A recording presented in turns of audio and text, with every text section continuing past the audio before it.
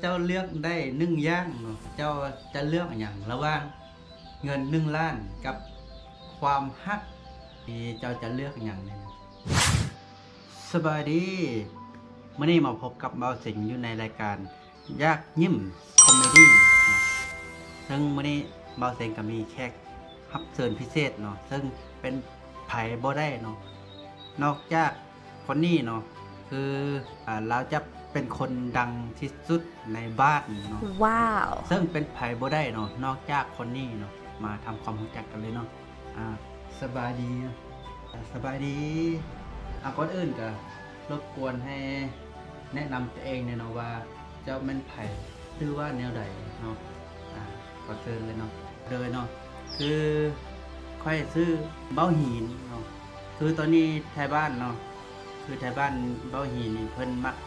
จะห้องว่าสาวโลก แล้วเป็นอย่างเนาะคือได้สายาตัวนี้เนาะว่าสาวโลกเป็นอย่างมีที่มาที่ไปแนวใดจึงได้ซื้อตัวนี้มาใส่ที่มาของคำว่าสาวโลกนี่ก็คือในการเฮ็ดคลิปของเบ้าหินนี่เนาะทุกคลิปจะเบ้าสบายดีสาวโลกเป็นคำทักทายท่านผู้ชมสินะเนาะแล้วบัดนี้ไทยบ้านเพิ่นก็จื้อเนาะจื้อคำว่าสบายดีสาวโลกสินะมา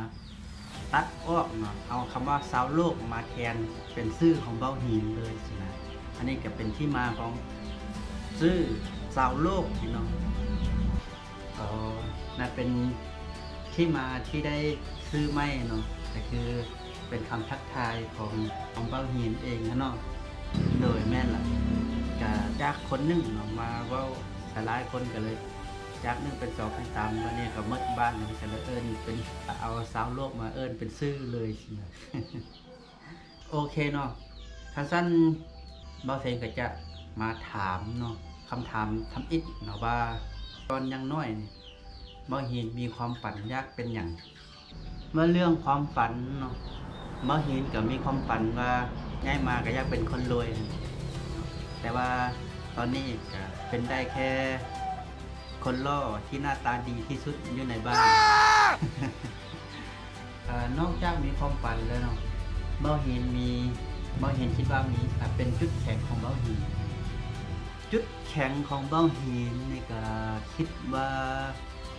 เป็นคนที่อดทนกับแหงกดดันบ่ให้ตัวเองซื้อเลขได้เนาะในมือหวยจะออก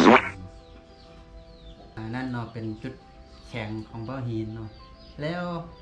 นอกจากจุดแข็งแล้วเนาะแล้วเบ้าหินมีจุดอ่อนอย่างเดียวเนาะจุดอ่อนของเบ้าหินนี่บ่ฮู้ว่าจะเป็นจุดอ่อนหรือบ่เนาะก็คือเบ้าหินนี่มักใจอ่อนเนาะมักใจอ่อนในเวลาที่หวยจะปิดแล้วเบ้าหินก็ใจอ่อนเนาะแล้วก็เลยต้องกดซื้อหวยให้ได้นั่นก็เป็นจุดอ่อน แล้วถ้าเจ้าเลือกได้1 อย่างเนาะเจ้าจะเลือกอย่างระหว่างเงิน1 ล้านกับความฮักว้าวนี่เจ้าจะเลือกอย่างนี้เรื่องความฮักก็อยากได้เนาะและเงิน1 ล้านก็อยากได้เนาะถ้าให้เลือก1 อย่างเบ้าหินก็จะเลือกเงิน1 ล้านไปก่อนเนาะเพราะว่าจะเอาเงิน1 ล้านเนี่ยไปต่อยอดซื้อหวยเนาะเพื่อทึกเลขได้เงินรางวัลมาแล้วเบ้าหินก็จะเอาเงินที่ทึกนี่เนาะไปตามหาฮักแท้หรือว่าตามหาความฮักอีกครั้งเนี่ย ความคิดนี่สุดยอดเลยเนาะความคิดนี่